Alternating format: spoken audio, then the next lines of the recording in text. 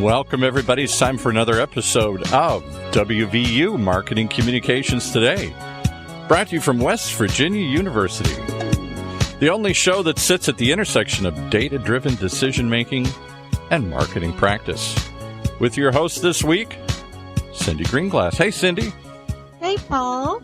Thank you so much, and I'm really looking forward to another terrific program. Today, we are going to explore Generation Z. Are we prepared? And here they come as we enter into a new era where Generation Z, these young people, are now America's fastest growing demographic and represents 26% of Americans. That makes them bigger than boomers and even bigger than the millennials, which we have spent a lot of time talking about millennials. Today, we're really grateful to have as our guest Patti Girardi. She's a colleague, an author, and a renowned thought leader around specifically generational marketing. Patti is an author, speaker, and adjunct faculty member at West Virginia University Reed College of Media. She is a recognized thought leader in marketing to millennials and Generation Z. Previously, Patti served as vice president marketing at Chartwell's, the college dining division of global food service giant Compass Group. In this role, Patti led Chartwell's industry-leading rebrand. And Patti previously served as VP Sales and Marketing for Fox Cable Networks. She began her career with Cox Communications, where she held a number of field and corporate marketing positions. And she's been a longstanding contributor to the IMC and DMC programs at West Virginia University. And it is my pleasure to welcome Patti to our show today. How are you doing, Patti? I'm doing great, Cyndi. Thank you so much, and it's such a pleasure to speak with you today on a topic that just I think is more important than ever. So thrilled to be with you. I agree, wholeheartedly. I want to kick us off with first a question. If you could help me, please, can you define the youth demographic today? Help me and our listeners understand who is Gen Z. Who is the millennial? How are they different? How would you categorize this? Absolutely. It's really funny because I think every time I hear this, I cringe. But even today, you really hear both groups being referred to as the same. The millennials are the talk of the town. In many cases, you hear commentators, business leaders, lump Generation Z into the same bucket as millennials. But it really couldn't be further from the truth. And in some cases, they're actually quite similar to millennials, but in many cases, they're just polar opposites. So, demographically, millennials are actually born 1980 to 1995, depending upon the research that you're looking at. They're actually 24 to 38 years of age now. So, they're having families, they're buying houses. They're really not, the gamers, the sort of tech-forward, category for the youth demographic that you often hear. They get a lot of attention because they command about $1.7 trillion in purchasing power, and there's 80 million of them, so it is quite a big cohort. But they're not Gen Z. Gen Z was actually born 1995 to 2010, which puts them in the age range of 8 to 23. And the oldest ones are actually now in college. So these are your college kids. And they are by far the most diverse generation. 28% of them actually live in multi-generational households. And as you mentioned, they're actually over 25% of Americans. So they're actually going to overtake the millennials as America's largest demographic. So interestingly, I'm looking forward to kind of exploring some of the implications with you. But right now, many businesses still don't understand the difference between these two groups. Thank you for sharing that, because I think millennials, unfortunately for many of us, they have become synonymous with just young people. Isn't that a terrible thing to say? Just kind of like boomers represented your parents' generation, or a much larger homogeneous group of people of a certain age. And then we have all just sort of accepted millennial as representing everybody that's younger than a boomer. And thank you for correcting us. So we have two entirely different 15-year cohorts here. So specifically, if we look at a Gen Z, let's talk a little bit about their attitudes, their behaviors. What are they like? And maybe compare contrast with the attitudes and behaviors of the generation before them? Definitely. Well, millennials are often regarded as being a very optimistic generation, and they are. Almost half of them think the country's best days are ahead of it. But Generation Z is actually quite a bit more realistic. This generation has been shaped by 9/11, by the Great Recession, and the economy is doing quite a bit better, but still, about 1 in 4 are actually living in poverty. Wow. They're also growing up in an age of school shootings and unrest. You see that all over the news, especially in recent days. And they've actually really studied and witnessed the struggles of their millennial older brothers and sisters, and they've generally speaking resolved to do things pretty differently. I kind of mentioned earlier how many of them live in multi-generational households, and so they have this amazing appreciation for the wisdom of their elders. And so, they're not looking to repeat the same mistakes that their older siblings have made or are continuing to make. So I think that's pretty interesting. Kind of related to that is how, they're serious. They're actively worried about unemployment. Contrasting with the millennials report in many studies that they would spend their entire allowances immediately. So quite a bit different from this group. Statistically, more than 80% are actually very actively worried about the price of higher education, which is pretty relevant because if you think about it, the cost of college tuition's actually risen pretty quickly. More than 80% over the past 10 years. That's actually on a trajectory that's much greater than even the cost of healthcare. So they really think about these things. They think about how to pay for college. They want to get jobs. They want to work really early. Unlike the millennials who we kind of talk about as sometimes living in their parents' basements and things like that. They actually want to work, and they want jobs that matter.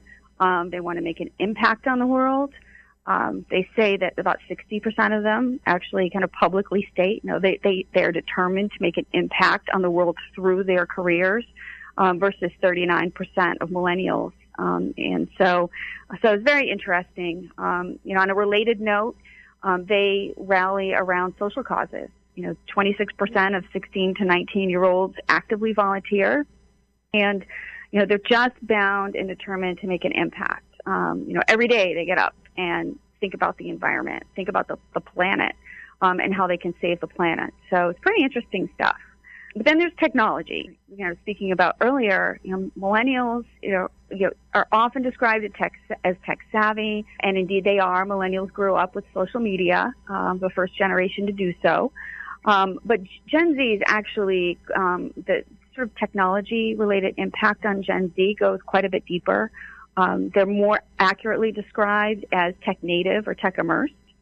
51%, here's another statistic for you, 51% of teenage boys actually report that gaming is their number one source of entertainment. They've grown up now with both social media and the internet, and they really don't distinguish between the two. So it's very, very interesting. We think that a big piece of this, big kind of driving factor in all of this is that they've been gifted with gaming devices by their parents between, at the early age of between 4 and 7, digital music players, tablets, and e-readers, as they're getting educated as young people. So we think this has a lot to do with it. And as a result, they are multitasking at velocity that's far greater than millennials. So, wow, well, they're multitasking at a far greater rate than I am. That's for sure.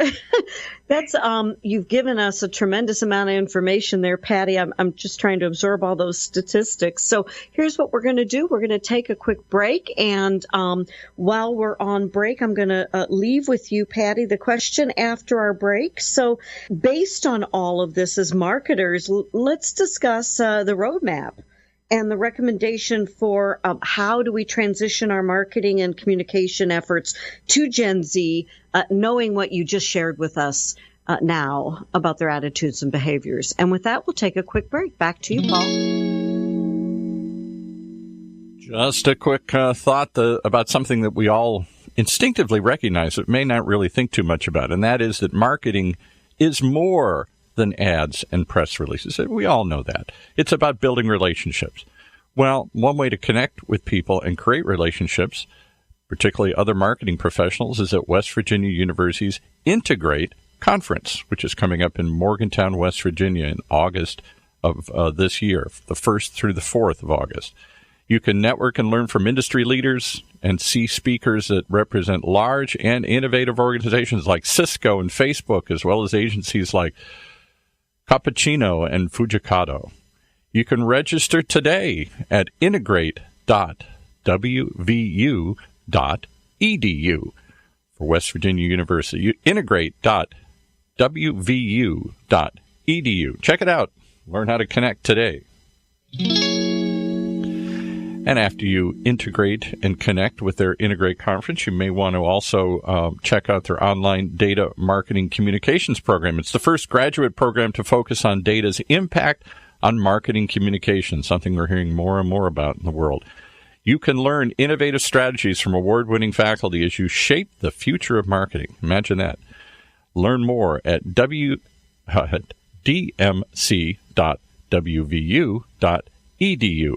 Lots of letters that all lead you to the digital or data marketing communications program at West Virginia University. dmc.wvu.edu.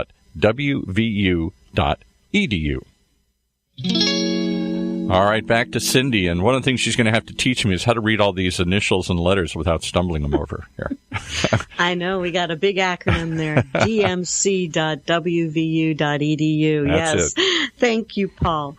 Before we went on break, Patti Girardi was sharing with us some fascinating statistics and insights into Gen Z, living in multi-generational households, not wanting to repeat the same mistakes of the generation before them, waking up every day being more socially conscious and wanting to make a difference in our world, and being true digital natives. Really fascinating stuff.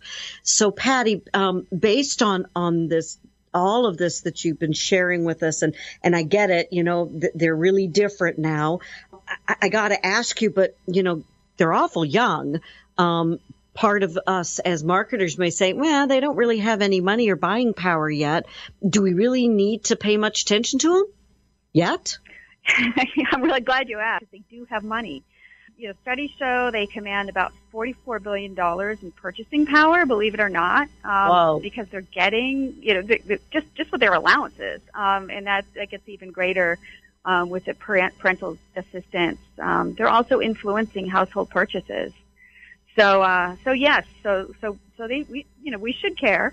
It's interesting. I'll try to pull back maybe on overloading with some of the statistics, but an interesting point is that they're savers. They say 58% of teens between 13 and 17 say they're already saving their money, which includes saving for retirement, if you can imagine that. And so, but quite different from the millennials who are categorized as really basically saving next to nothing for their retirement funds. So they've actually got some spending power, and I think it's going to be a really interesting challenge for marketers because we're going to have to work a lot harder to pry it out of their hands, if you will. So how do we message them? How do we market to them?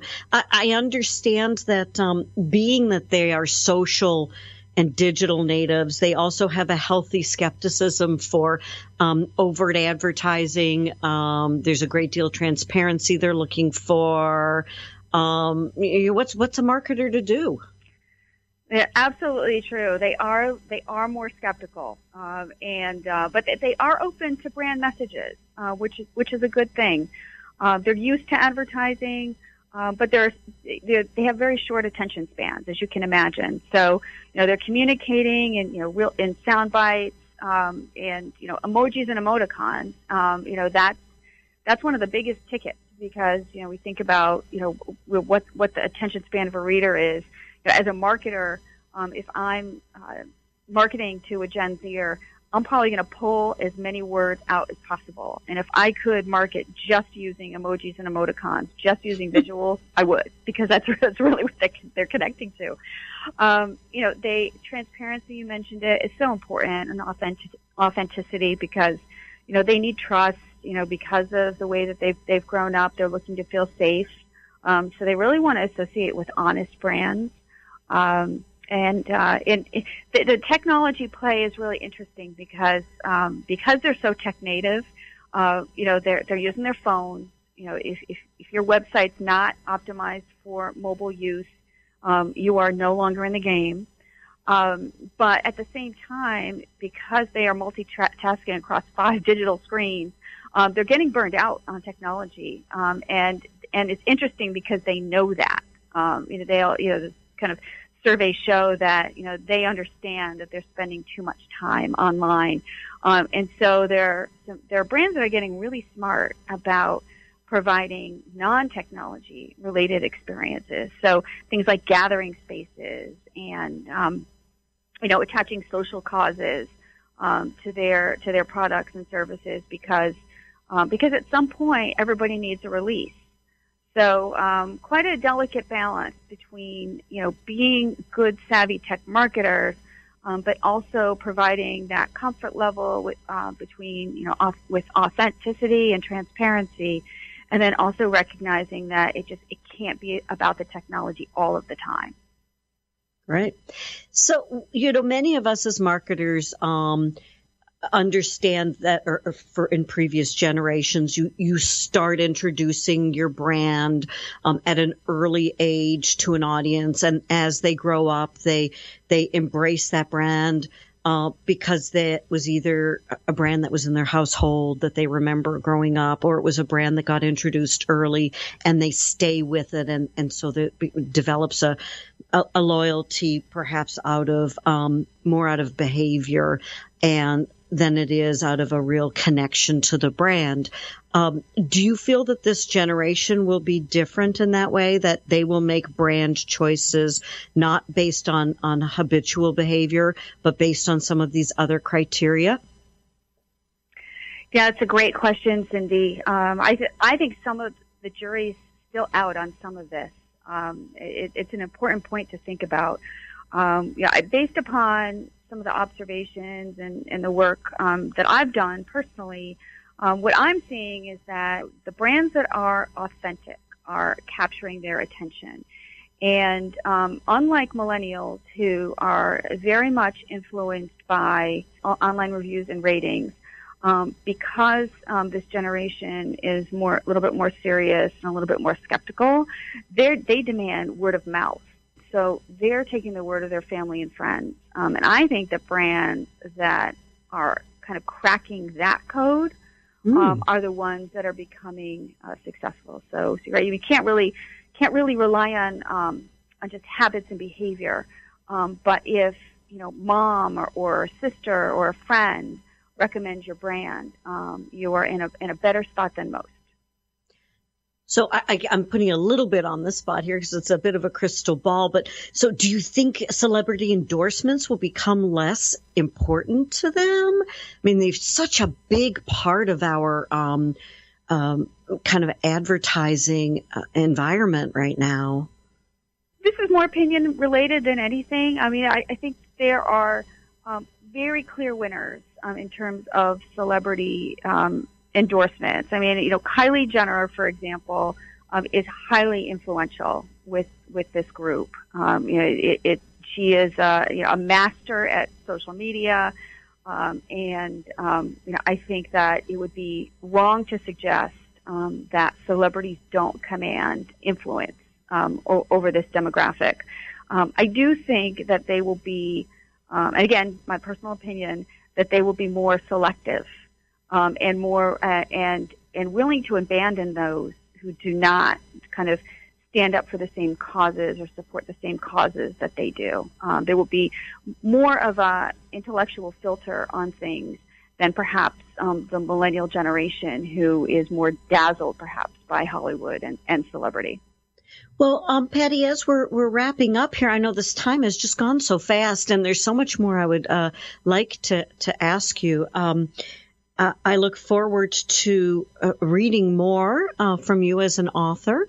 And I just wanted to ask one last question. You have been a longstanding contributor to WVU and their IMC program. Tell me, what's your experience with the college been like? Oh, of course, I'd be very pleased to do that. I mean, it's just an honor to be associated with an institution and a program that is, of the highest quality, and most definitely on top of the latest trends. It's really hard to believe, but it's actually been the better part of a decade. And over the course of that decade, I've had the honor of not just teaching, but authoring and refreshing courses, including the message customization course as part of the DMC program, and then also speaking at West Virginia University's very prestigious Integrate conference, which I understand is back this year. So it's just been a pleasure and a privilege, and not to mention the fact that I have had a chance to engage with such esteemed colleagues as yourself. And so, it's just a real pleasure, to be able to speak with you today. And certainly, we would not have had the opportunity to do so without our connection to WVU. Absolutely. We have that in common. And now I feel like I'm very hip because I love my Bitmojis, which, yes, my children who are in this Gen Z roll their eyes at Mom, who's into her Bitmojis. So, Patti Girardi, thank you. I am too. Thank you for your time and your insights today. And Paul, we'll send it back to you. You've been listening to WVU Marketing Communications Today, brought to you live from West Virginia University, a bi-weekly program that sits at the intersection of data-driven decision-making and marketing practice, only on the Funnel Radio Network, for at-work listeners like you.